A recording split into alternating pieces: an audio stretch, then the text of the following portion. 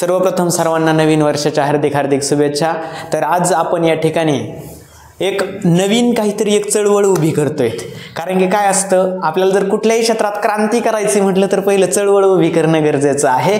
आणि आपल्या या आष्टी परिसरामध्ये अशी चळवळ आतापर्यंत तरी कुणीही उभी केलेली नाहीये। तर पहा, आपण पोलीस भरतीची तयारी करत असताना आता सगळ्यांना आपल्याला माहिती आहे, मराठी व्याकरण आहे, गणित आहे, बुद्धिमत्ता आहे, जनरल नॉलेज आहे, बरोबर आहे की नाही? त्यामध्ये करंट आहे आणि जुनं पण आहे। मग आपण अभ्यास करत असताना नेमका अभ्यास आपण कसा केला पाहिजे? आता तुम्ही सगळेजण अभ्यास करतायत, पण पहा काय होतं, वाचताना आपण काय वाचलं पाहिजे, काय वाचलं नाही पाहिजे हे पण आपल्याला कळलं पाहिजे। काय होतं, काहींना काय वाचावं आणि काय नाही वाचावं हेच कळत नाहीये। काही गोष्टी ज्या आहेत, ज्याला 100 वर्ष पुरे झालेले आहेत, ते आज वाचणं गरजेचं आहे। कारण की इतिहास सांगतो या, कारण की एक लॉजिक असतं क्वेश्चन पेपर सेट करताना सुद्धा, की पेपर कसा सेट केला जाईल, कोणत्या घटनेला कधी उजाळा द्यायचा। आणि दुसरी एक गोष्ट अशी आहे की आपण जे आहोत, आपण शाळेमध्ये सगळ्या गोष्टी शिकलेलो असतो, पण त्या आपल्या ज्या आहेत त्याच्या कन्सेप्ट क्लिअर नसतात। आता मी या ठिकाणी मराठी व्याकरण तुम्हाला शिकवणार आहे, पण आपल्याला मराठी व्याकरण पहिलेही माहिती आहे। काय माहिती नाही तुम्हाला? वर्णमाला माहिती आहे, सगळ्यांना माहिती आहे।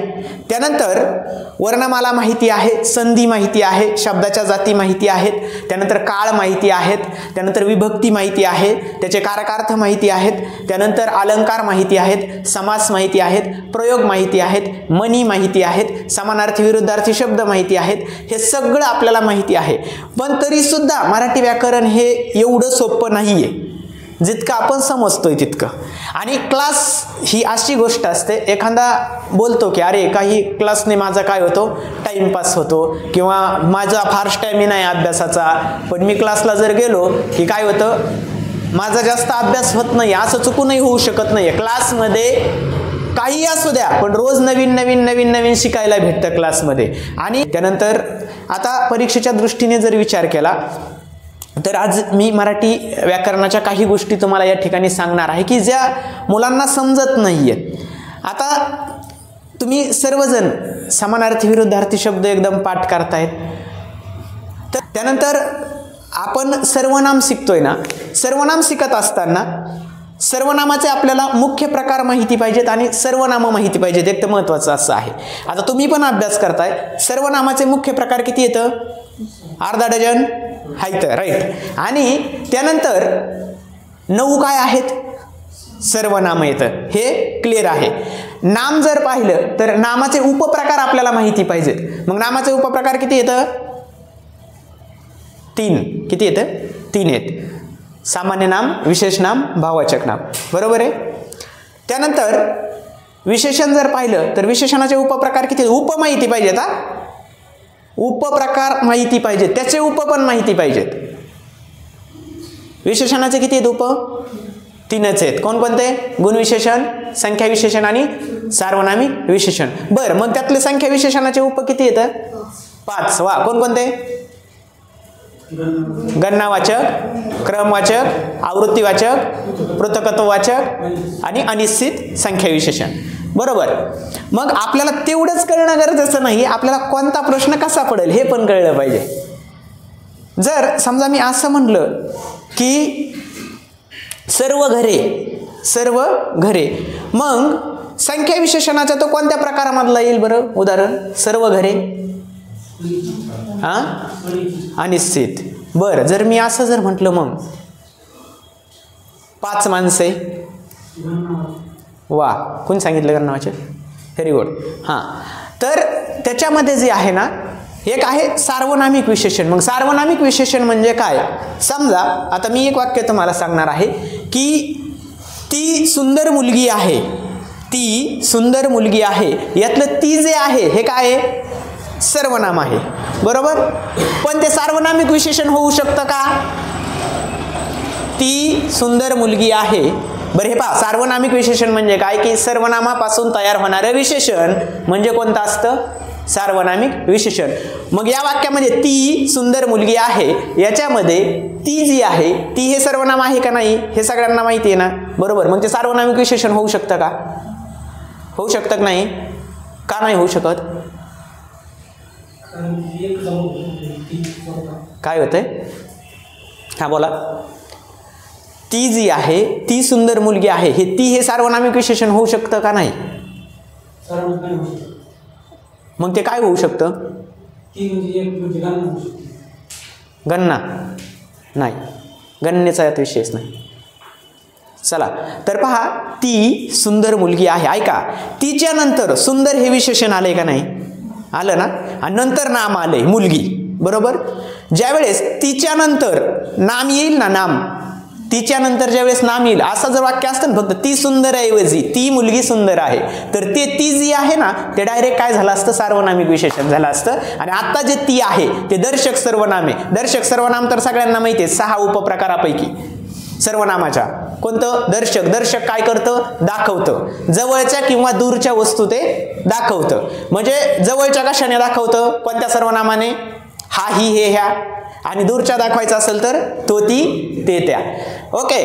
तर पहा मग, आणि सगळ्यात जर विषय जर आपण जर पाहिला तर सगळ्यात अवघड टॉपिक कोणता आहे बरं मराठी व्याकरणामध्ये? सगळ्यात अवघड कोण सांगतंय? अलंकार. का नाही? कोणाकोणाला सोपे जातात अलंकार? हा, शरीरावरती परिधान करणं अलंकार सोपे आहे, पण मराठी भाषेचे अलंकार जे आहेत हे फार अवघड आहे. हा, तुम्हाला सोपे जाते. मी एक वाक्य सांगतो, पहा. बालिश बहुबायकात बडबडला, अनुप्रास अलंकार. वा, व्हेरी गुड. बर, मग जर मी असं सांगितलं, ती रडली समुद्राच्या समुद्र, राईट. कोणता आहे? अतिशोक्ती. बर, आता मग इथं जी आहे ना, दुसरं एक उदाहरण मी तुम्हाला सांगतो की गोविंदरावांना सुपारी लागते, राईट. कोणता आहे? श्लेष आहे. त्यानंतर आणखी उदाहरण सांगतो मी तुम्हाला की कोणत्या सर्वनामातलं येईन ते सांगायचा. सर्वनामातलं, जो आवडतो सर्वांना तोच आवडे देवाला, राईट. कशात येतं? संबंधीमध्ये. म्हणजे तुम्ही जे आहात तुम्ही तयारी बऱ्यापैकी करतायत, तर अलंकार जे आहेत ते अलंकार हे फार अवघड आहेत. म्हणजे आपल्याला काय करावं लागतं? त्याला वारंवार रिव्हिजनच द्यावे लागतं. त्यानंतर समास आहेत. समास किती प्रकार आहेत समासाचे? 4. अव्ययभाव, तत्पुरुष, द्वंद्व, बहुव्रीही. ठीक आहे. त्यानंतर वर्णमाला आहे. वर्णमालेवरती तर जास्त 7-8 प्रश्न पोलीस भरतीला असतात. 6-7 तर फिक्सच असतात. तर वर्णमालेमध्ये सुद्धा आपल्याला त्यामध्ये स्वर किती आहेत हे सगळ्यांना आता ते बेसिकली गोष्टी माहिती झालेल्या आहेत. स्वर किती आहेत, व्यंजनं किती आहेत, त्यानंतर स्वरादी किती आहेत, इंग्रजी वर्ण किती आहेत. आता इंग्रजी वर्ण जे आहेत असा प्रश्न आला होता की इंग्रजी वर्ण ते जे 2 आले सगळ्यांना माहिती आहेत, ए आणि अ आलेले आहेत, ते इंग्रजीमधून मराठीत कधी आले? 2012, 13, 9, 8 2009, 6 नोव्हेंबर 2009 काय झाले ते इंग्रजीमधून मराठीमध्ये आलेले. बरं, त्यानंतर विषय काय झाला की आपल्याला उच्चारस्थानं पण माहिती पाहिजेत. उच्चारस्थानं कोणकोणते? कंठ्य, तालव्य, दंत्य, मूर्धन्य आणि ओष्ठ्य. आणि बरं, त्यानंतर क्रियापद आहेत. क्रियापदाचे जे काही प्रकार आहेत तर बऱ्याचशा पुस्तकामध्ये वेगवेगळे दिलेले आहेत. तर तुम्हाला त्यातले फक्त मला वाटतं सकर्मक क्रियापद, आकर्मक क्रियापद हे माहिती असतील. आणखी एक्स्ट्रा किती जणांना माहिती आहेत? तुम्हाला असतील का माहिती? सकर्मक, आकर्मक, त्याच्या पुढं द्विकर्मक, उभयविध क्रियापद माहिती आहेत सगळे, अपूर्ण विधान क्रियापद, संयुक्त क्रियापद, प्रयोजक क्रियापद माहिती आहेत सगळे ना? हा, तर क्रियापद जे आहेत मग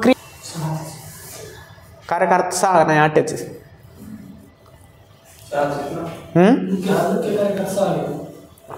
प्रत्येकाला कारकार्थ आहे.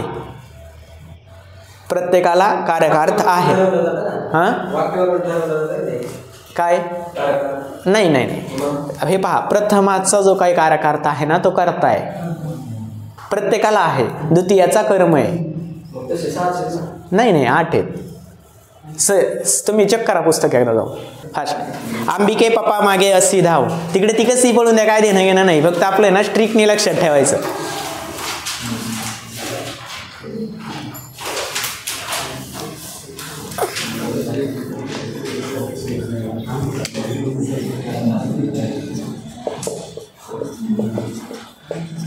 अंबिके पप्पा मागे अशी धाव.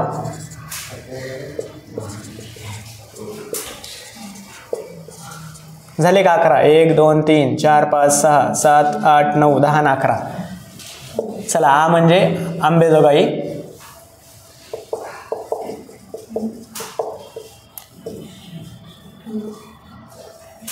त्यानंतर बीड, केज, परळी,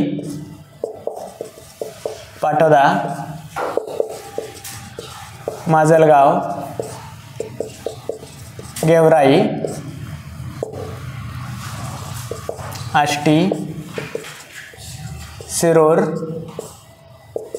काय हे वडवणे, धारूर वडवणे घ्या. आणि त्यानंतर पहा, आता हे झाला बीडचा विषय आहे. आणि बीडमध्ये आपल्या बीडचं जुनं नाव काय होतं? काय होतं? चंपावती नगर. मग ते बदललं कुणी? तुमच्यापैकी कोणी नाही बदललं आणि आमच्यापैकी कोणी नाही बदललं. ते कोणी बदललं होतं? 1370ला मोहम्मद तुगलकने काय केलेलं होतं? ते नाव बदललेलं होतं. आणि बीडच नाव का आहे? तर बीड हे जे शहर आहे ते बिंदुसरा नदीच्या काठावरती. त्यानंतर दुसरा एक विषय असा आहे की आपले बीडमध्ये जे आहे, बीडमध्ये जे काही तीर्थस्थळं आहेत, बीडचं थंड हवेचं ठिकाण जे आहे, तर हे आपल्याला माहिती पाहिजे. मग बीडमधलं सगळ्यात जास्त थंड हवेचं ठिकाण कोणतं आहे? जसं आपण महाबळेश्वर पाहतो तिकडं साताऱ्यामध्ये, त्यानंतर त्र्यंबकेश्वर नाशिकमध्ये पाहतोय, तसं बीडमध्ये आपल्या कोणतं आहे? चिंचोली टेकड्या. आणि त्यानंतर एक पाठीमागं प्रश्न आला होता बीडमधला की हा जो धबधबा आहे आपला पाटोदामध्ये येतो, कोणता?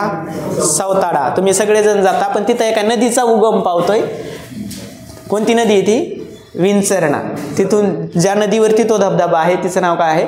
विंचरणा आहे. बरं, चला हे झालं का ओके आता सगळं.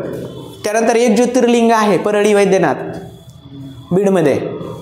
झालं. आता पहा, आपण जर पुढं थोडंसं मराठवाड्याकडे जर गेलो आपण, तर मराठवाड्यामध्ये एकूण किती जिल्हे येतं? 7 8 6 5 किती येतं? 8. राईट. तर पहा 8 कोणते कोणते येतं? चला एवढंच घेणार आहे आता, एवढेच 8 सांगा लवकर.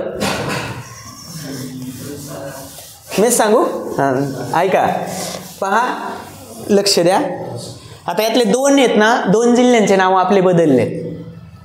कोणकोणत्या? म्हणजे मराठवाड्यातल्या 2चे बदलले. एक औरंगाबादचं छत्रपती संभाजीनगर झालंय आणि उस्मानाबादचं धाराशिव झालंय. तर याच्यामध्ये काय आहे, आजोबा तर सगळ्यांनाच माहिती आहेत. मग आजोबांनी पैसे दिले तर तुम्ही खुश, नाही दिले तर ना खुश. एक स्ट्रिक लक्षात ठेवायची, फक्त आजोबा पावला नाही. मराठवाडा आहे बरं का हा. आजोबा पावला नाही. पहा 8 झालेत का? 1 2 3 4 5 6 7 8. ओके. हा आ म्हणजे औरंगाबाद आहे. याचं काय झालंय नवीन आता? छत्रपती संभाजीनगर. त्यानंतर हा जो म्हणजे कोण आहे? जालना. बा म्हणजे बीड. हा परभणी. उस्मानाबाद याचं काय झालंय आता? धाराशिव.